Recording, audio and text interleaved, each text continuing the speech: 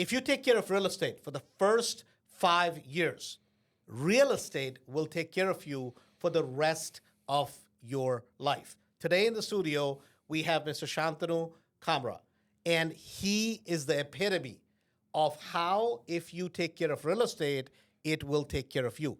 5 years, 145 plus units.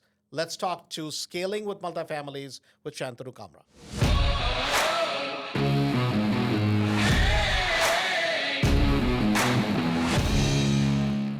Let's talk about multifamilies, right? And number one, a lot of people want to get into multifamilies, right? Sure. We have you here because you're uniquely qualified. In 5 years, you've done 145 transactions, or you have 145 doors. Correct. Right? And I want to kind of frame this in the right way. A lot of times people will hear people, oh man, yeah, like I've been in real estate 6-7 years. I got 8,000 doors, 9,000 doors. Let's explain that. What does that mean when somebody throws out those ridiculous numbers? So when a lot of people, talk about doors and they talk about, 8,000 doors and 10,000 doors, what they're talking about is a model that's very different than what, you teach in Mastery, which is a syndication model. So they are talking about, 200 plus unit complexes in which they might own 1 or 2 doors because it's owned by 100 other investors, and they are part of what I call as a limited partner pool. So there are 2 pools in that kind of transaction. One are limited partners, people who would basically invest anywhere from 50,000 to 200,000. And then there are people who manage the deal, who are general partners, correct? So most of the time, they are part of the limited partner pool. Okay. So a lot of times, people will think one is better, one is worse. Actually, that's not the case. Right? And it's important to understand that. Obviously, when you listen to a lot of people who are in the big multifamily space, they'll say, oh, go bigger because that's the only way to grow. And one thing I want to kind of clear the myth, that is not the only way to grow. That is a way to grow, right? If you decide you're going to be a general partner, you're going to go out, raise 5 million, 10 million, 100 million, doesn't really matter, right? Whatever you're going to raise. At that point, you're not in the real estate business. You're in the fund management business. Correct. Right? You're in the fee business. Just think about it. What are you doing? You're raising a lot of capital. Now, if you're the GP, general partner, you're in the business of making the money perform. So you don't own the asset. There's a group of people, and it's not going to be one person. There's going to be a group of people that are going to be general partners, 8, 10, 12, depending on what the situation is. That's typically the case. And that group of people, it's almost like a management company, and they're managing a pool of money that you guys raised, right? And that's a money management business 99.9% times, because you're going to buy the property. At some point, you're going to try to fix the management or improve the property and sell it for a profit. Correct. Right? Why do you not go that route? Because that seems to be a very popular route. And actually, in some ways, you can look huge while you're broke. Sure. So real estate is a game changer, Andrew. I joined Mastery 2018, but I've been investing full-time for the last 5 years. I think the way how you make big money in real estate is with buy and hold over a very long period of time. You don't make money in 1 year, 2 years, 5 years, because my goal is to hold properties for the next 200 years, correct? I want to build generational wealth that would outlast me as a person, right? That my next generations can, reap benefits from. I do not want to do any syndications because that to me is not my, that's not my goal. I want to build, properties that I can own for the next 200 years. Right, which is you're buying assets and you're just keeping them for a long period of time. And at the end of the day, you want to be basically a family office. That's Correct. Really what you're trying to build for you and for the next generation. Correct. See, you talked about syndication model. And if you look at numbers between what syndicators make per deal, there's a team of 8 to 10 GPs, correct? I mean, to me, that's more like stripper money, That's not money. That's not real money. You have to keep running the treadmill every 5 years. You have to keep finding deals every 1 or 2 years. You have to keep doing the same thing. And they are not holding those assets for a long period of time. It's basically a 2 to 5 year flip. Correct. I mean, that's really, and there's nothing wrong with it. So we're not saying that, hey, one model is wrong, one model. It's like saying, hey, where do you want to go on vacation? Some person may say, hey, I want to go to Greece. Some person says, hey, I want to go to Italy. It's fine. Wherever you want to go, right? It doesn't really matter. It just depends what is your goal, right? What are you trying to get to? A lot of times when people get into syndications, they just have this thing, oh, I want to participate in real estate and I'm getting in. Right? And so if I own, it's like no different than, imagine you buy 100 stocks of GM. Let's say it's $50 a share. You buy 100 stocks. Okay. Well, do you own GM? No. They're like, I'm invested in a multi-billion-dollar company. It's true. You are invested in a multi-billion-dollar company. There's nothing wrong with that, but you can't say that I manufacture 10,000 cars a year, right? That's the same thing. A lot of times, well, we own 10,000 units, and that's fine. The biggest difference is that's money management business. Correct. For managing the money, you're going to get a percentage for raising the capital, maybe half a percent or two. For managing it, you'll get a small sleeve. And then on the disposition, you're going to get a piece. Correct. Right? You're looking for Debt. equity. Correct. No, I don't give debt. No. I'm saying, what are you building? You're building equity and you're building cash flow. Correct. So let's kind of go back before we get into that, how you do it today, right? Because I personally feel for an individual, your model is very profitable. And the difference is anybody can do it. You don't have to start out with money, right? And you can be extremely, extremely profitable the way you're doing it, okay? So you started with small properties. Why did you start with small single families, 2 units, 3 units? Why did you start there? Andrew, as with any business, you start small. You learn the nitty-gritties of, like our strategy is 257. So Sure. 2 years, you buy 5 properties, get them paid off in 7. It's, basically, I think it's a modified form and a glorified form of BRRRR, right? Correct. So you understand how do you buy properties, which is, mostly off market. Right. How do you get them rehabbed? How do you refinance it? How do you rent it out? And then how do you repeat the whole process? Correct. So I'm basically using 257 on 2 to 24 unit properties. So I'm looking at tired landlords, Right. landlords who So are... hold on. Before you go there, I want to just go over what you just said. 257. The concept behind that is 2 years, a minimum of 5 properties, and get them paid off in 7. Now, reality is today, it may take you 10 to 12 years. But the goal is, and I truly believe this, every single person in America needs to have 5 properties, 5 rental properties paid off. And literally, if you are a barista somewhere working at Starbucks, or if you're driving Uber, or if you work at McDonald's as a fry cook, that is doable.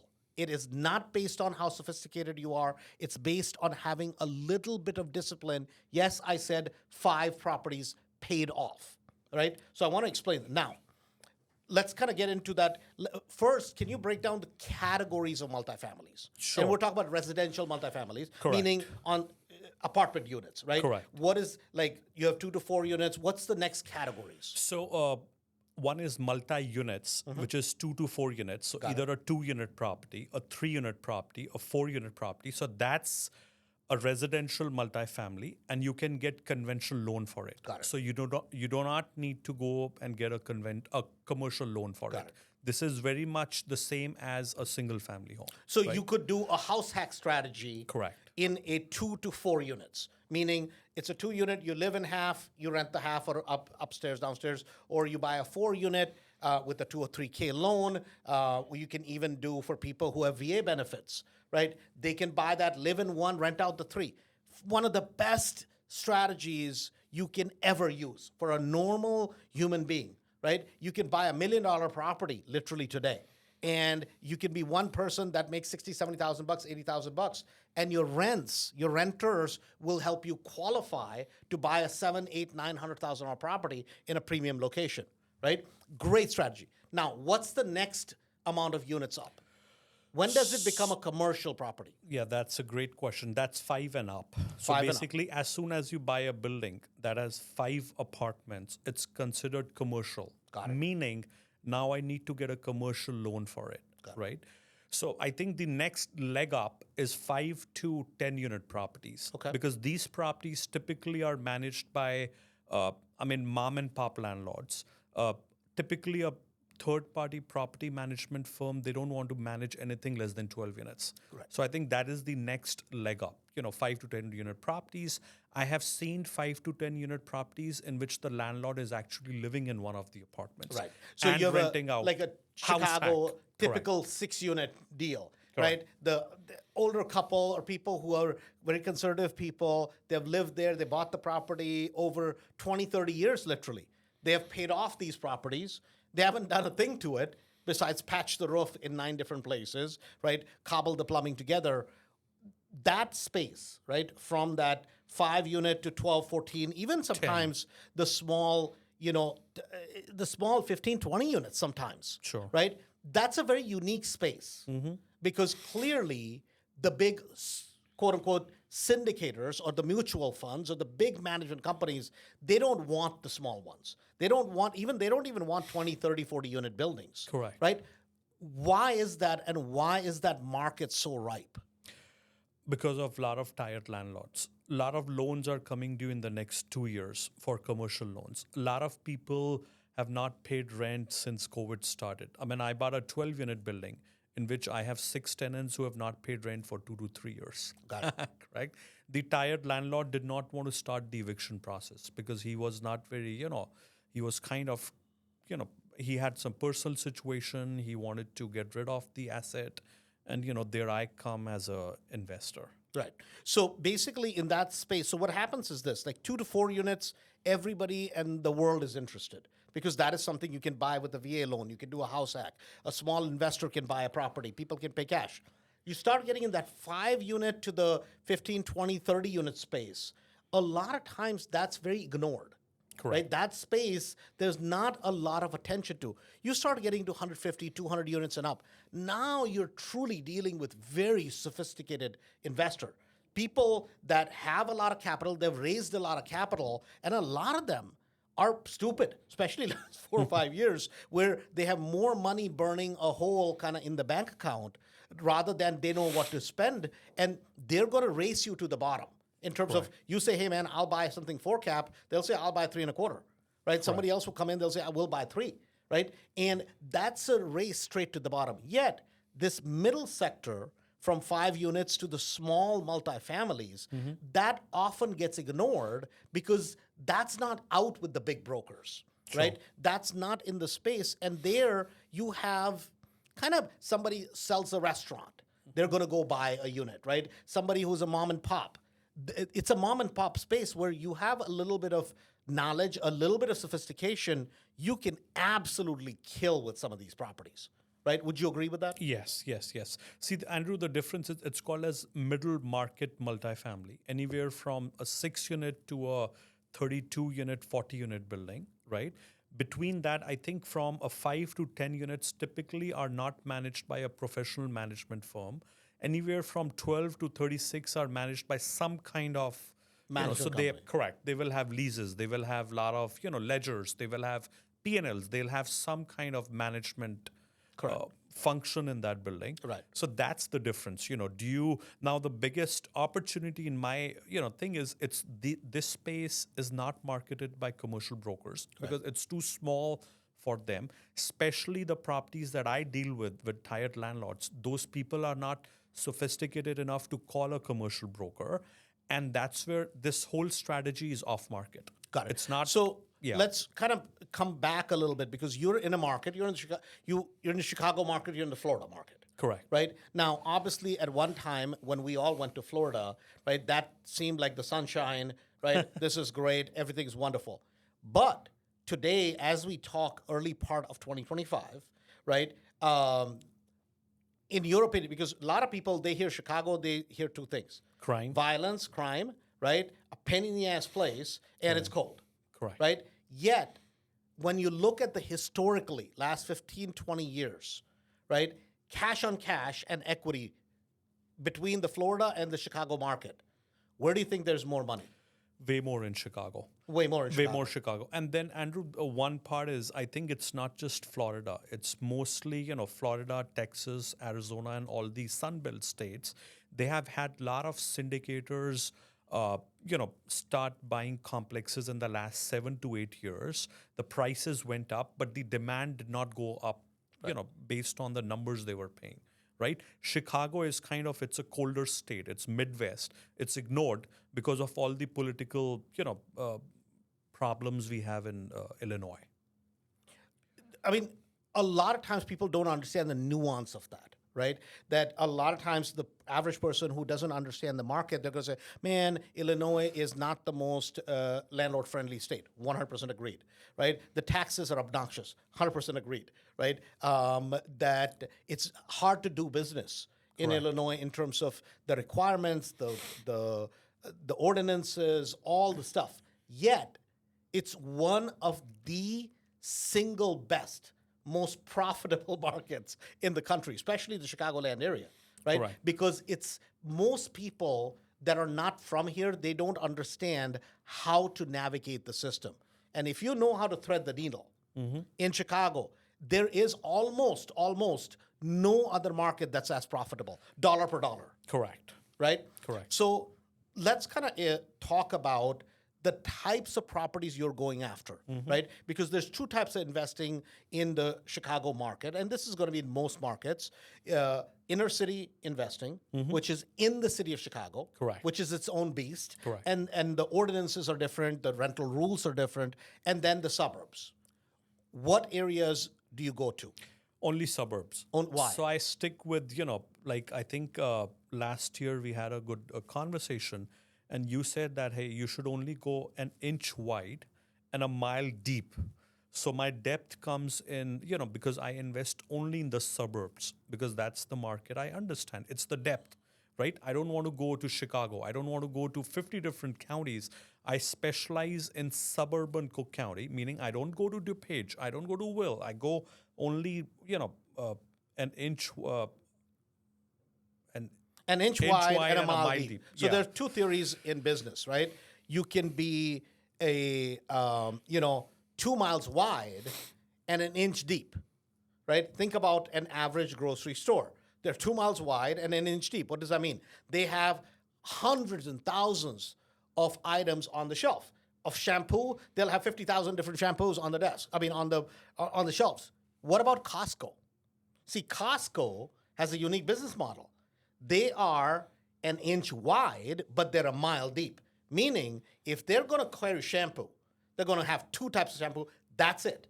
They pick the best ones they can find in the market at the best price, and they have a bajillion of them on the shelf, and they move them, right? They are very, very, very selective, yet the depth of their business is so deep that as a retailer, they have the highest square footage cash on cash than anybody else in the marketplace, right? Correct. And a lot of times people think you have to compromise and go wide.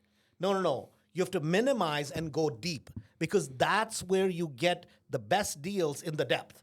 Correct. So now let's talk about one of your transactions, right? Let's talk about you bought a property on River Forest, Correct. right? One of the great suburbs of Chicago. Solid, right? If you've seen mom movies, you see the big, nice, big mansions in Chicago, right? Those are kind of River Forest type of mansions, right? Correct. You bought a 6-unit property over there. Correct. Right? What was the distress that the seller had? Because it was not a financial distress. Correct. What was the distress? Right. So he was an older guy. Okay. This guy is he's a renowned builders. He builds like 40, 50 unit properties, right? He just finished a 42 unit in Oak Park. Okay. That he wanted me to see, and I wanted to see what he did. So basically he's not in the rehabbing business. He's in big, New construction, redevelopment. He will take up a gas station, tear it down, get it rezoned, build another 24-unit building, right? And he's not in the buy and hold business. Right. So for him, it's a big flip. Basically, he flips, big projects, and he makes big money. Of So course. good for him, Good for right? him. So this project is a big 6-unit building in River Forest. Just to give you some perspective, the average home value in River Forest today is 1.1 million. So it's basically an AA plus suburb. And I bought it for 700,000. I put in, I think, 400. 6-unit. 6-unit, Yeah. correct. I put in 400,000 in rehab. Took me 2 years. So it wasn't a 6 months or a 3-month project. It took me 2 years and it appraised for 2.67. 2.67 million. Correct. Right? So each unit is going to be what, 1,500 square feet? Yeah, yes. So 3 units are 2,000 square feet, and then 3 units are 1,200 square feet. Right. So, and now mind you, a lot of times people will hear something like this on a podcast, go, oh my God, that's what I'm going to do, right? That's what you're not going to do. Because number one, you have to have the financial ability to get there, right? You built that financial ability on doing a bunch of small deals, refinancing out of them, building up cash reserves, and then doing that kind of jump up, move up to doing a 4-unit, 6-unit type of property, correct? Correct. Okay. So that's important. And number two is, even if you could afford to buy it, which a lot of people can afford to buy it because they can put debt on it, they can put financing on it, right? But where they're going to get stuck is with the rehab on that type of property. Correct. Right? It took you 2 years. Correct. Right? What was the biggest holdup over there?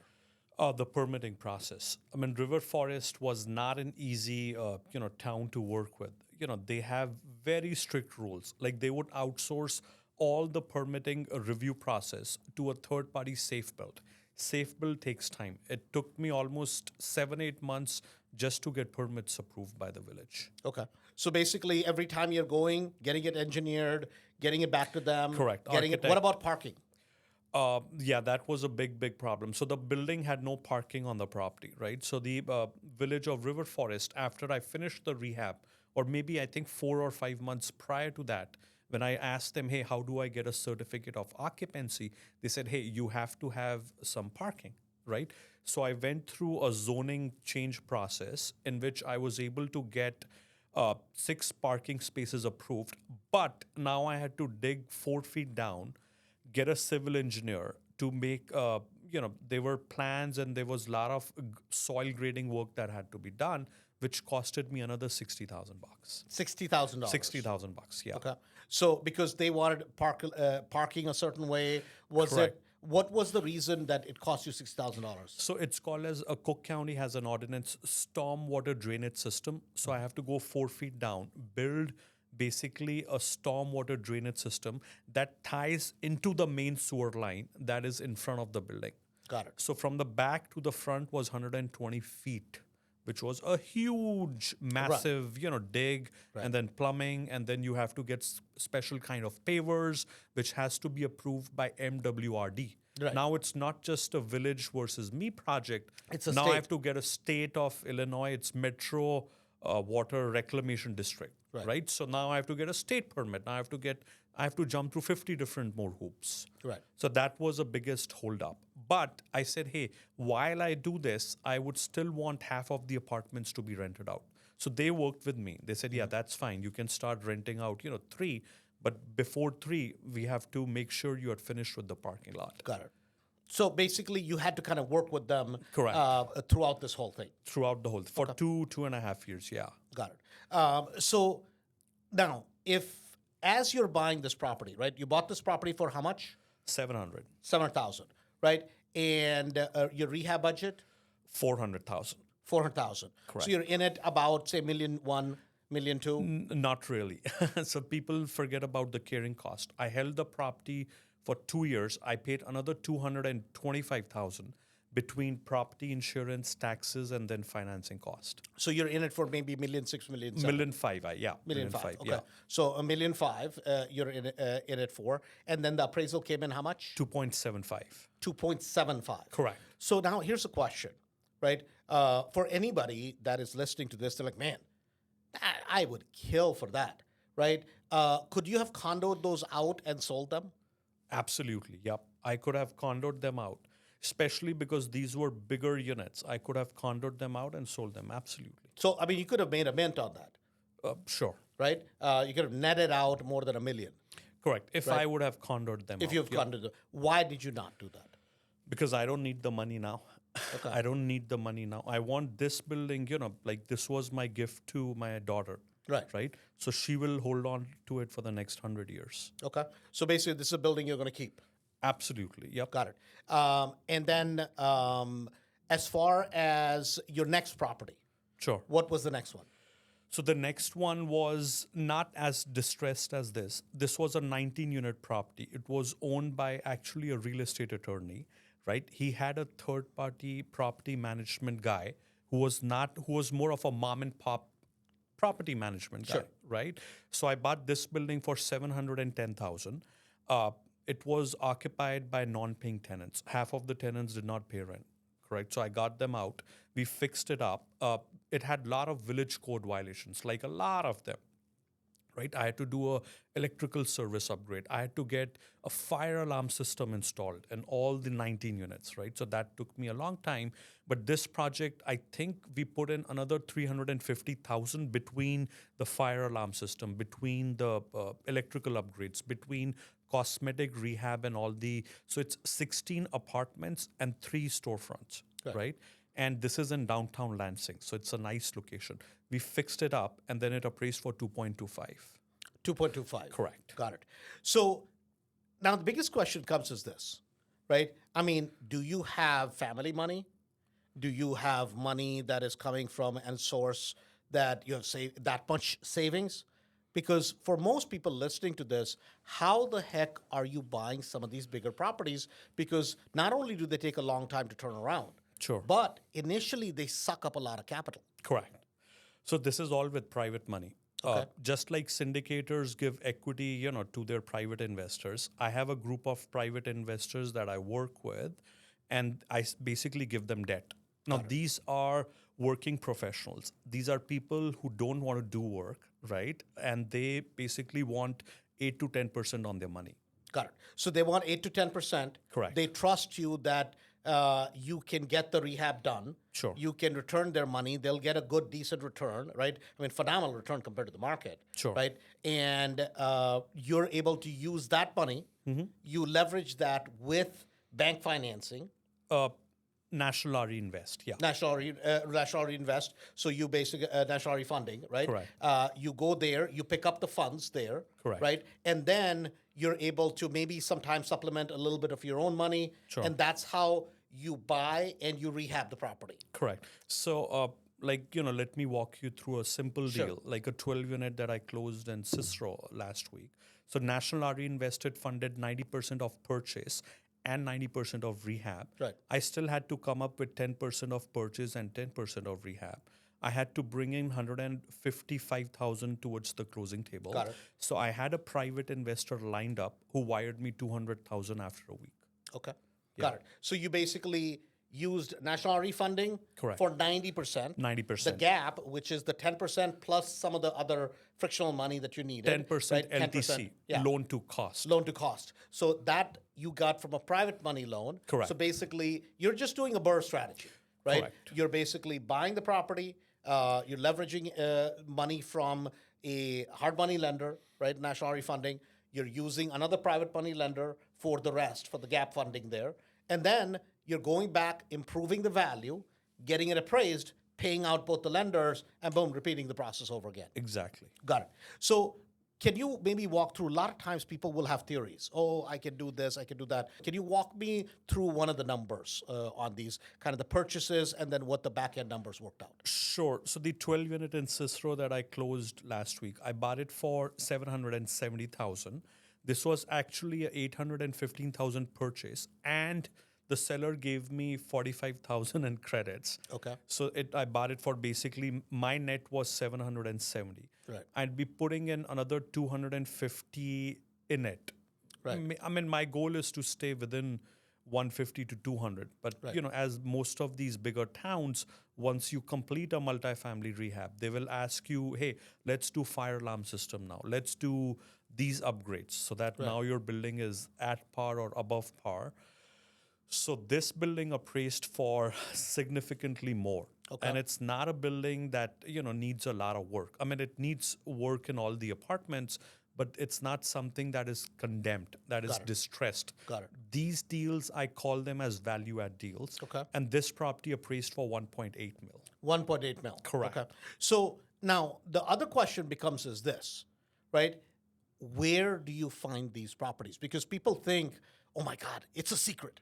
Nobody can find it, right? And yet, at the end of the day, every piece of real estate in America that is owned, it's public record. Correct. Every single piece of real estate, right? So for the audience that's listening, and they're like, oh my God, can I do this in Iowa? Can I do this in Ohio?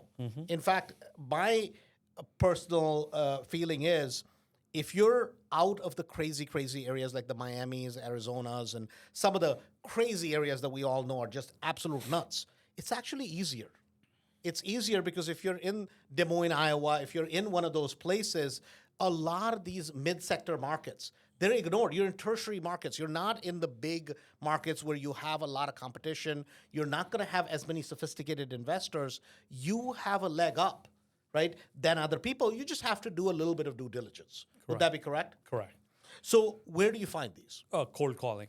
Cold so calling. Andrew, basically, I do cold calling myself, and I have a virtual assistant who does the cold call first, sees if the landlord is even willing to talk to us, if he has some kind of urgency to sell, and then if he expresses an interest, then I am the person who talks to him over the phone. I walk him through our process that, hey, this is what your property is, this is how much we can offer, and then I go and meet him. So everything is done, I'm the guy who is the acquisition agent on all of these. Got it. So basically, you're kind of making almost like a contact, Correct. right? You're doing initial contact. If there is a lukewarm interest, now you're going to basically grab onto that and see if you can work it to build a relationship, figure out if there's a pain point, and then you're going to try to see if you can make a deal work. Correct. So step by step, it's a cold call and then a warm call and then a meeting. And then we sign a contract if there is an interest at the right price. And then we basically go to the closing table. Got it. And as far as, are you going after, say, properties that are maybe in the MLS also? Are you going after cancels expireds? Are you going after just basically absentee landlords? What do you identify as a cold call? All of the above. All of them. All of the above, yeah. So cancel and expired, that's a good, strategy for, especially I bought the 19 unit as an expired listing on the MLS. Right. And then it's bought off market. Got it. Right? The advantage of going after canceled and expired is that the seller is looking to sell because that's the reason he hired an agent. He went through that agent for at least 6 months. So he was, there is an urgency to sell. Now it's all about, can he sell it at the number you want to pay for it? That's the whole thing on a cancel and expired. Got it.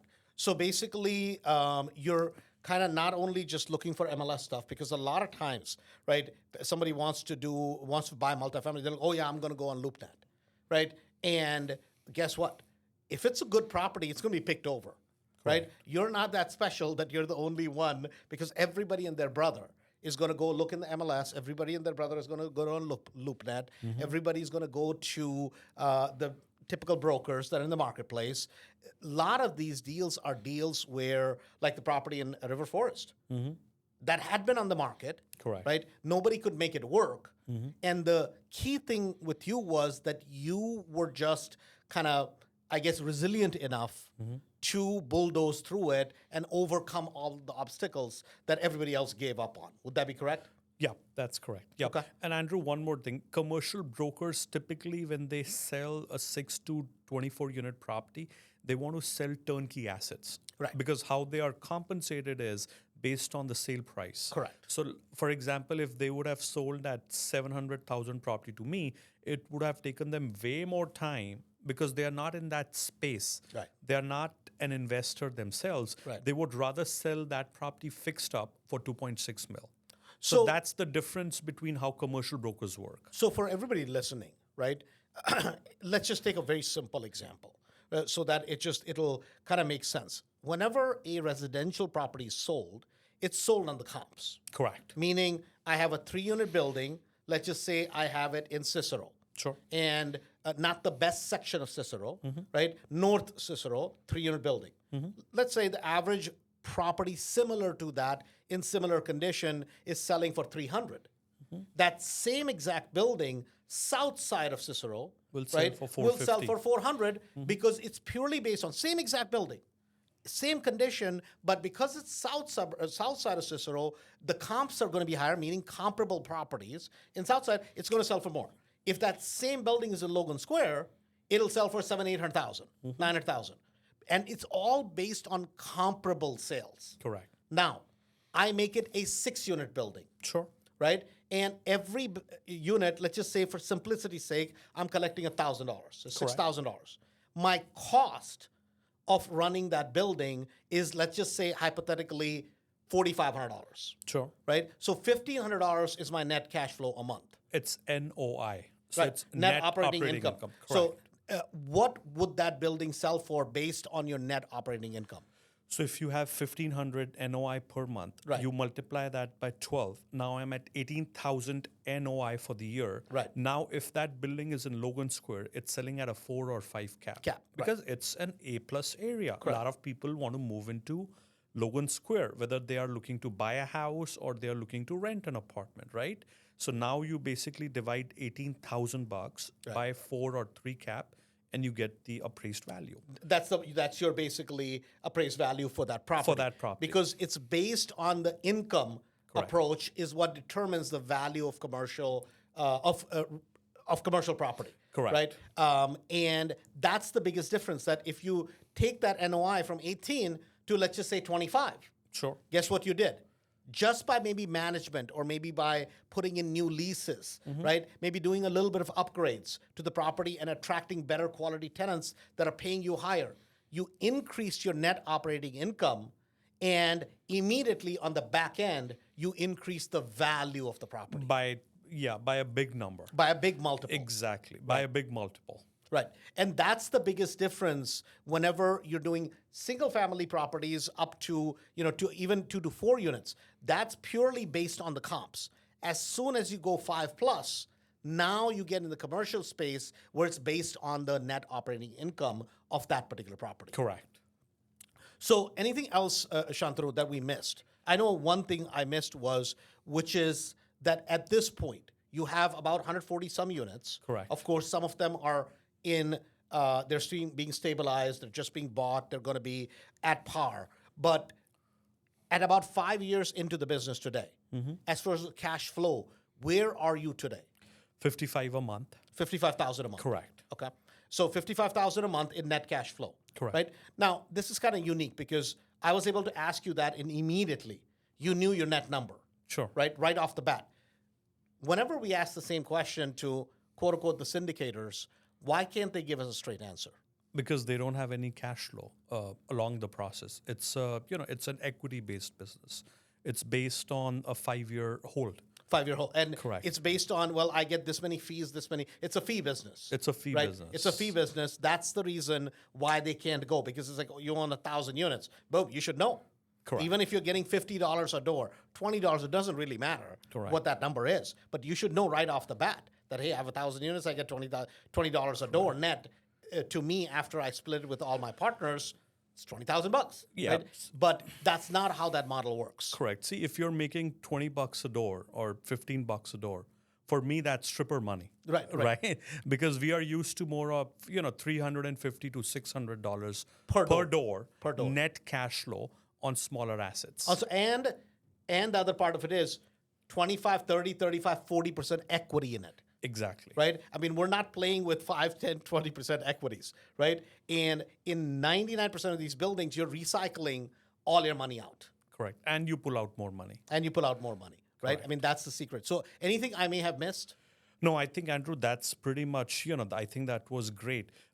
If anybody wants to, talk to me, one-on-one, I'm more than happy to share, the whole 257 strategy with smaller multifamily at the Cashflow Conference, March 23rd, 24th, 25th? 21, 22, 23. I'm sorry, 21, 22, 23 in Oak Brook, Illinois. Yeah, Mr. Shantanu is going to be there. And Shantanu came to us as a Indian dude trying to save 10 cents, right? I mean, literally. And yet, what he has transformed himself into. starting from where he started. He was a smart guy to begin with, but what he has learned, and today how much he shares with everybody. Honestly, I'm humbled. So, Shantanu, my friend, thank you very much. Congratulations on your success. Guys, for everybody that is listening, you're listening to Cashflow for Life. And please like, love, and share. That's how we get to grow. Having said that, thanks a bunch. Mult-families with Mr. Shantanu Kamra.